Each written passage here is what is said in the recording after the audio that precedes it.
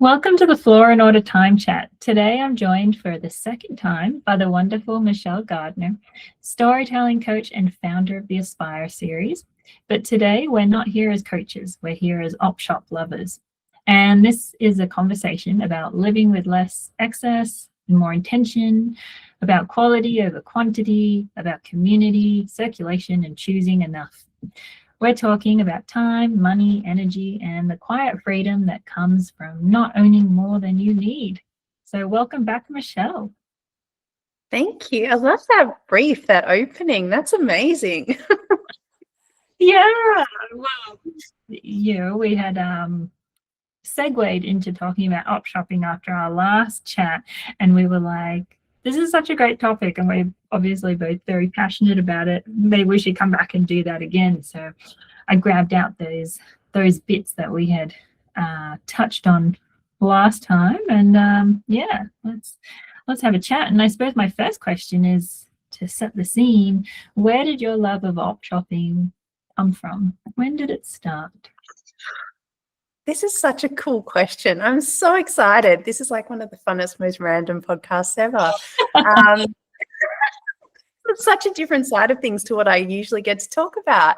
My love of op shopping, I think I was introduced to op shopping when I was about 15, and it was at around a time when my mum had some support workers involved in her life. And those support workers had introduced her to op shopping as a way to be able to do more with less. And so my mum got into it, and she started taking us to op shops, and that was just before they became cool.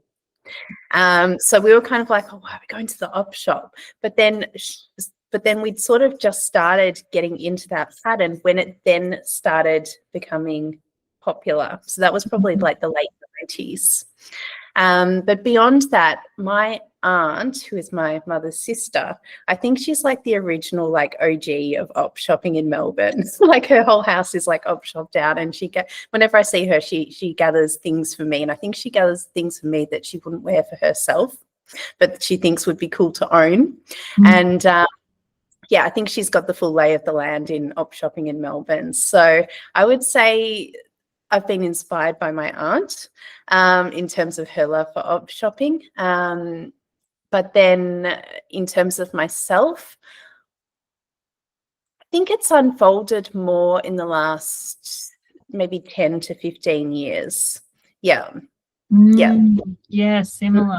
Yeah. So my story quite different to yours. That well, when I moved to Canberra when I was 15, and Canberra is much smaller than Melbourne, and there are op shops, but there's not quite the amount of stuff being donated back when I was living there anyway. And then I moved to Melbourne and started my business, and like cut back on a whole lot of stuff. And one of those was shopping new. And I went to some op shops. I was living near one, the Brotherhood of St. Lawrence, Moonee Ponds, like massive, amazing. And I was like, oh, wow, like there's really good stuff here. And it fit into my budget, and I ended up really enjoying the process. So it came out of necessity of just kind of scaling back so I could make this dream come alive. And now I just really like it. And now it's just like, it's almost like a meditative thing to do. Like I'll take myself off on the weekends and just have a couple hours flicking through the rails, and sometimes don't even buy anything, but just like looking. Yeah. And it's very cool. Are you going to op shop now, or? Actually, I am. Both my top and my bottom are from the op shop. Actually, at this point in life, most of my stuff comes from the op shop, just because, I actually don't enjoy shopping centres, and I find them overwhelming. I find them overstimulating. I get frustrated because there's too many people walking around slowly, and there's too much going on. I think there's an authenticity to op shops that I really enjoy. And also very randomness, because you don't know if you're going to find anything or something or nothing, or the coolest thing ever. Like, some of the coolest things I now own come from op shops. And also I now actually wear far better quality clothes because I op shop. Yeah, than I think I would have if I didn't. Such a good point. Tell me about the authenticity point that you mentioned there. Yeah, it's funny. I hadn't actually thought of that before, but when I was having this image of, like, I don't know, like a Chadston or something, and then I was imagining that alongside an op shop, I was like, I'd much rather walk into an op shop. I think there's an authenticity in, firstly, like, you're meeting, like, the things that you're browsing through, they belong to another human, and there's like a humanity in that, and that you don't know where they've come from. And I think there's also creativity in going, what could I do with this? Because you have a choice of one thing, and if it isn't quite the right fit or whatever, you're in that thing of, well, would I adapt it, or would I do something with it? What would I do with it? Which I'm not really in that space of, what do you call it, upcycling. I'm not in that space, but I find it fascinating, really, really cool that that is a thing that people build whole lifestyles around. But also, I think the people that you meet in op shops, because you kind of do tend to have more of a personalized experience in some aspects, and also the people that work in op shops as well. Like, I'm a social worker by background, so I love the notion that every part of op shopping is about the community experience and about community as well as receiving. And then, you get things from the op shop, and then you go, oh, there's other things that I would donate back. And knowing that you're helping people to be employed and build skills, and people to be fed, clothed and homed as a result of shopping. For me, on every level, it feels really good. And also, I just love the essence that, like, you can kind of put out into the universe and go, okay, this is what I'm looking for.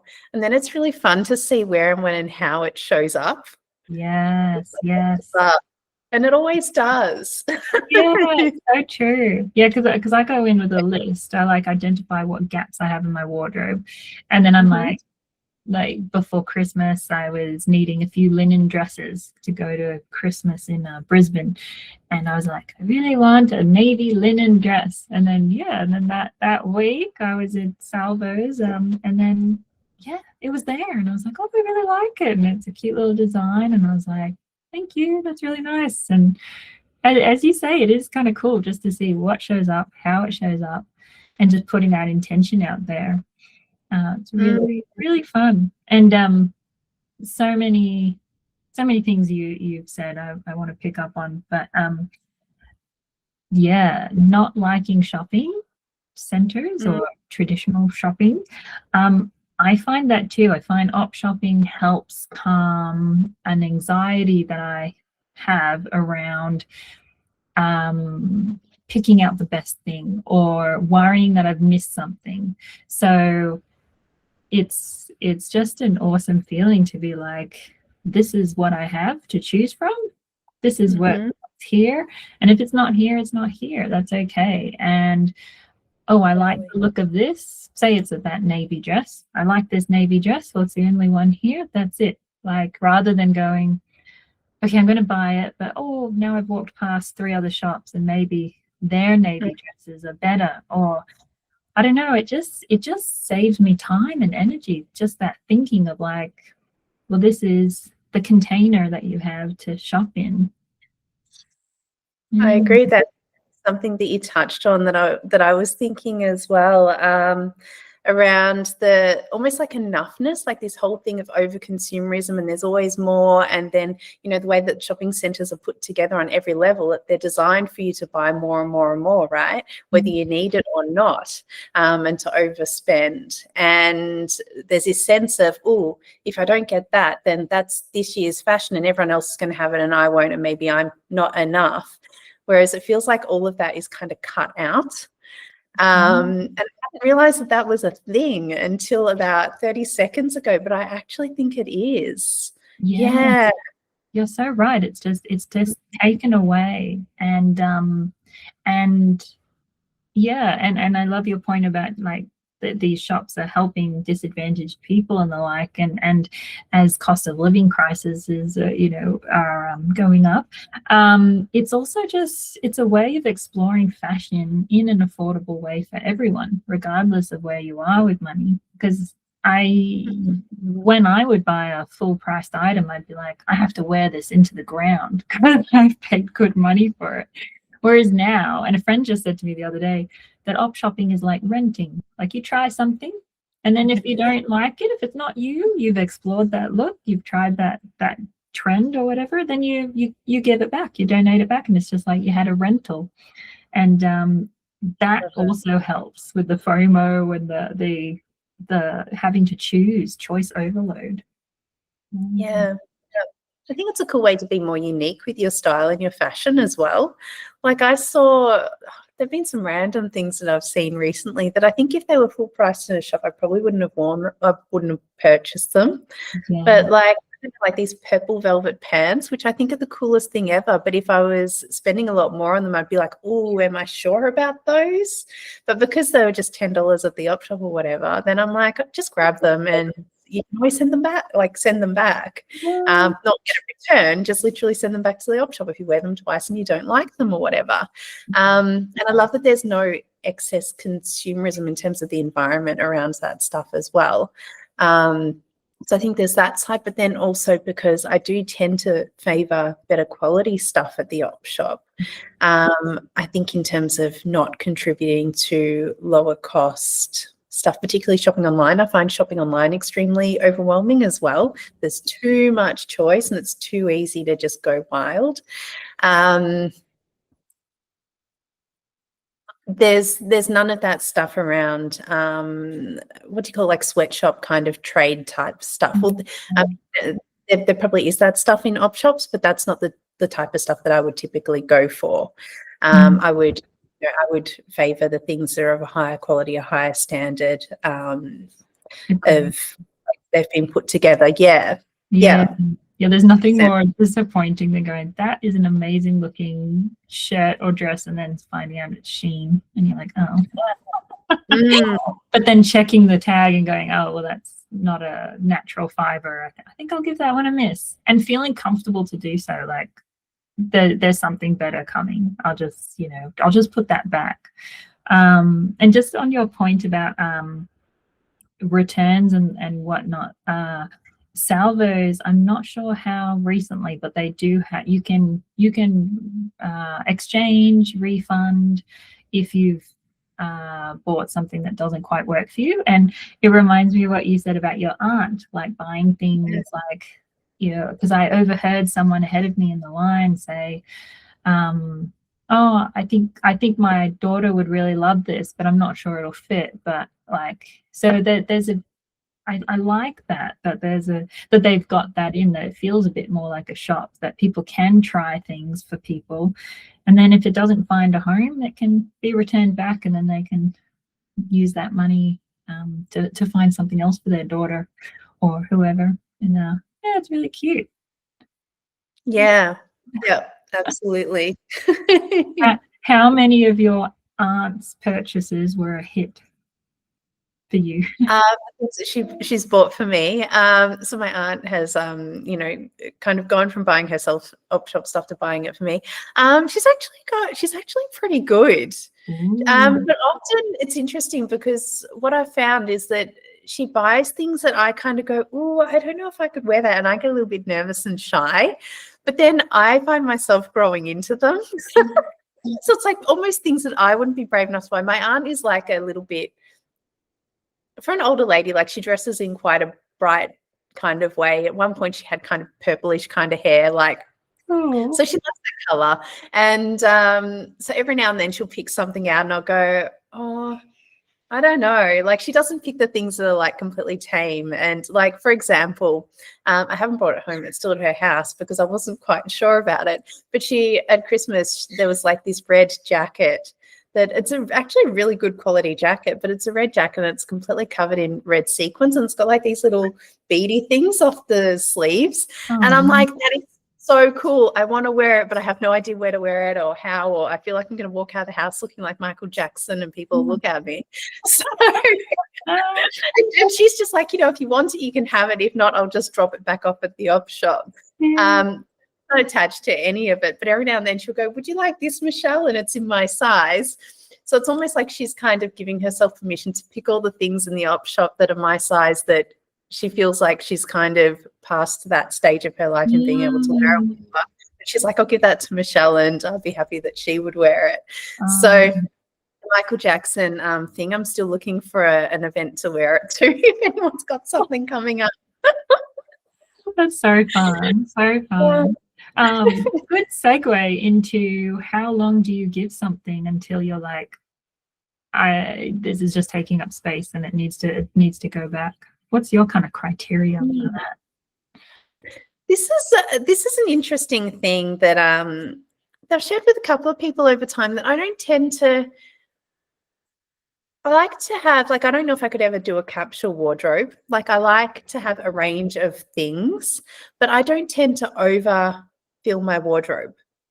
Like, if it gets to that point where I'm kind of getting to the point of it being overfilled, I will by nature dispose of things so that everything perfectly fits. Yeah. And I've been like that for many, many years. So for me, it's not about how long do I give it. I tend to only get things that I love. And if I'm questioning it, then I will go, you know what, I'm going to give myself a little bit of space. I'm going to walk out of the shop. I'm going to do other things. And if it's still on my mind, then I'll go back and I'll get it. And if it's there, then it's meant to be. If it's not, then too bad. And that's pretty much the way I've always been with shopping. So I don't tend to buy a lot of stuff on impulse. And if I do, it's because I genuinely love it. Yeah, so that's whether it's new or not. Yeah. I admit I've made some errors at the op shop. I've thought this is me, and then it'll sit there, and I'm like, and it's just not. It's an exploration, and it's time to go back. And I really like the well, it's hard in Melbourne because the seasons just aren't. You just don't know what you might need to grab. But I love the reverse coat hanger. So putting the coat hanger in reverse position, and then over 4 or 6 months I get to see what have I actually pulled out, what am I really favoring, and I really get a kick out of that, looking at exploring, like, what am I always pulling out, what keeps coming out again, and why aren't I picking out these pieces, and and really tapping into those feelings of like, is this right? Is this me? Or like, is it time to go? And also memories. I let go of things if they have memories, and I'm like, I'd rather not remember that. Sorry, piece of clothing, you're off to a good home. Go to someone else. Yeah, I resonate with that. I would say if there were times where I like go through all of my things and kind of go, okay, is this coming forward with me or not? It's usually when I'm going through some kind of decent identity shift or some kind of decent life shift, and then I'm kind of like, okay, is this a part of the next chapter or does it get to stay behind? And also, is it worn, is it stained, is it whatever, then just don't even bother, just get rid of it. Like, there's something else. True, so true. I remember back in my house organizing days, helping multiple people let go of corporate wardrobes, their past lives kind of wardrobes, and just how much that is like, it's time to embrace your new chapter, and that's just taking up space, and other people will love it, because I've picked up some real, like, I love the international flavor stuff, like that you just pick up and you're like, wow, like that whole clothing tag is in Asian characters, and this is such a unique, piece. Like, I get such a kick out of that stuff. I do as well. I think you're probably similar. I'm not a person that follows trends as such, or not. It's not very often that I will. So I'm very much the same. I love collecting some like items that are quite unique and going, okay, how do I adapt this with my basic things that I already have? I find that really fun. Building out that conscious wardrobe. I'm just like, what's a current win that you've had? A current piece that you like?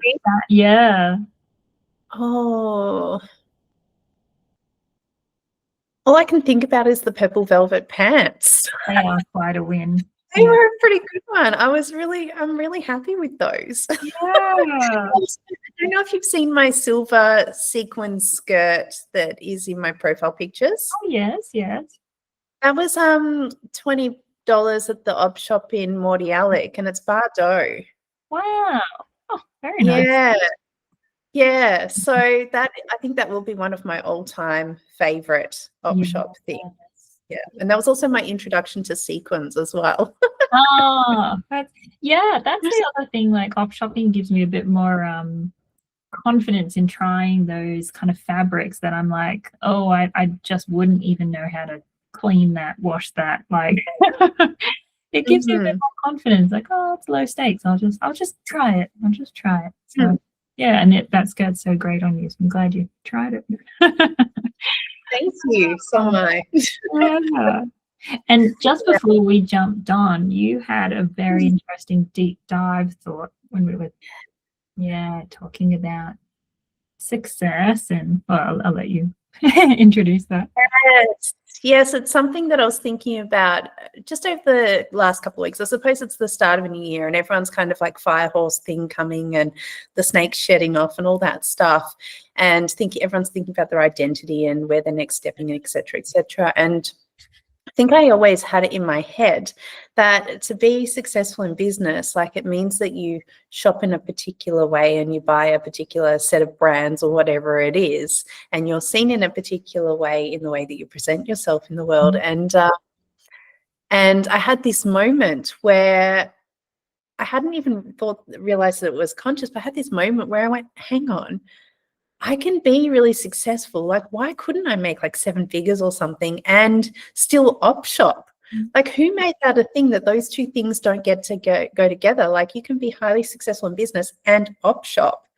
And I just went, oh, I don't have to let go of that part of myself. Like, those two things get to happen in tandem.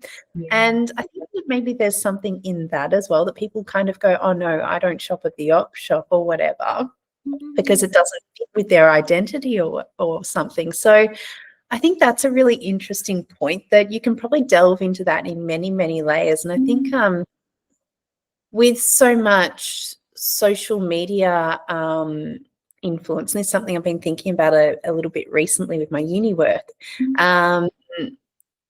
there is a very strong kind of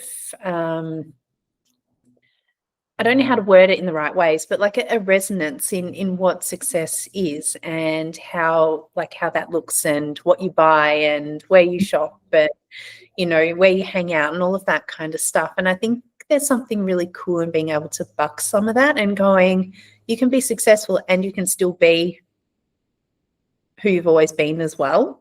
That's something that I'm unpacking at the moment. Because there's this whole kind of flavor of, you need to step into that next identity, or you need to be that next level woman or whatever. And it's like, well, can you still be you and be that? It's such a because I think over the last 5 years in particular, the conversation around op shopping has it's maybe had a bit of like an environmental makeover.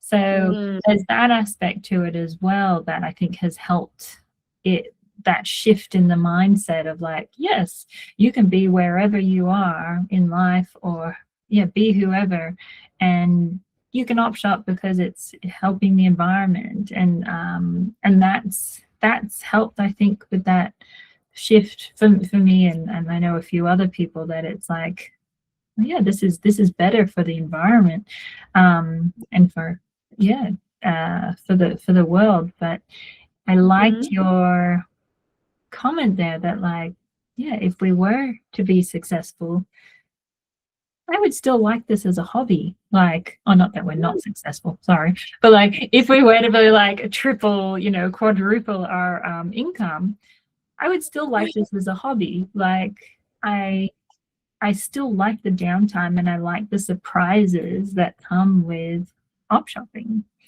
So it's a really interesting thought about, why do you need to shed everything that you were Yeah. And especially when you think about it being connected to your core values. Like I think we both value, you know, sustainability, environmental sustainability, but also, you know, contributing to the community as well. And that whole notion of what's it called? The circular economy as well. So yeah, I think it's important to go, yes, okay, parts of who you are and the way that you show up will be different, but also like there's still something in holding on to the essence of who you are and the reasons why you choose the things that you choose as well. Yeah, where they're resourceful, and they also contribute to that next evolution. So I'm going to keep telling people when people say to me, oh, where did you get that? I'm going to be so open and proud. And I find op shoppers generally are and go, oh, I got it at the op shop. Yeah. Yeah. That's always an interesting question, like, where's that from? And yeah, it's like, oh yeah, got it at an op shop, it's such and such a brand, like just to because it's like usually when you say the brand, it's you're saying where it's from or who made it, and so then to say op shop, it's like it's taking that discussion out of it, or it's provenance, if you will. So it's always an interesting topic of like, oh yeah, I op shop, and originally the makers were It's almost like you're kind of exposing yourself in some way. Like you're kind of like, oh, this is I don't know, I'm an op shopper, but I think there's something cool in that, because if what I've learned is that if you're proud of those things, then the people who are surrounding you, then they'll be like, oh, and they sort of, it's almost like they feel like they're missing out on something, and they go, oh, really? That came from the op shop? And I'm like, yeah, it did. and then they go, where do you go? Like, it's almost like a secret that they don't know about. And then they start, almost like a series of questions unfold, and they kind of go, and I kind of go, well, this is where I would go, and blah, blah, blah, blah. And oh, maybe I'll go and spend a day op shopping and figure this whole thing out. Yeah. You're reminding me of a conversation I had with someone who we used to live in the same neighborhood at different times in our lives, and I think we'd gone through oh, that's a nice dress, thank you, op shop. Ooh, that yours is nice too, thank you, op shop. And and she was like, oh, you live in so and so. Oh no, you've just moved from there, and did you like the Fairfield Station Street Salvos? And I said, yes, I loved it. It was so good to me. But then after moving, I went back and it didn't deliver. And then we had a conversation around that op shops are like portals, and that they open up for you. And it's kind of like that, like we were talking about originally about universe. I'd like a navy linen dress, like putting it out. And I definitely saw the truth in this the theory when I moved to my new area. And I was a bit like, I moved in with my partner. It wasn't my first choice of area to live in, and I was like, oh, feeling a bit fish out of water. And the op shops weren't delivering. Like, I was just getting nothing. And it wasn't till I was like, okay, this is home now. Like, let's settle in. Like, this is it. Let's make it work. And then the op shops opened. The portal was opened. And now I have this beautiful circuit where I'm like, oh, yes, please. Yes, thank you. I'll take that. Like, it's really interesting. I love the whole kind of, coincidence and serendipity of it all. Yes. I very much resonate with that it's like sometimes it's almost like, it sounds really terrible, but some days you're on a winning streak where all of the gems of the entire universe rock up. And other days you're just like, this is just not on. Nothing's happening. You're like, let's just go home and just rest in another way. It's an off day. Go away. Yeah. And I think it is that trying again and again, and just like showing up, and just just being open to all those experiences that people who say, oh, you're very lucky, or oh, you have an eye for it. It's just like, no, it's just it's just a mixture of things. That's right. Yeah. Well, this has been wonderful. What a treat. So nice. So fun. So I'll close by saying, do you have a next op shop date planned already, or do you just go when you feel like it? Do you know where I want to go? I've only ever been there once years ago. I really want to go to the Camberwell Market, actually. So the plan is to go this weekend with a friend who also loves op shopping and is also in this businessy kind of space as well. And it's gone a little bit of a day trip adventure over to the eastern suburbs and to check out the Camberwell Market. How about you? Yeah, also this weekend I'm going to the Paran Chapel Street kind of area. It's the first time for me, but a friend was saying it's so good, so we've made a whole day of it, and I'm excited. Paran and yeah. No, we'll see. We'll have to compare notes as to what we find. Oh, thank you so much for this chat. My pleasure.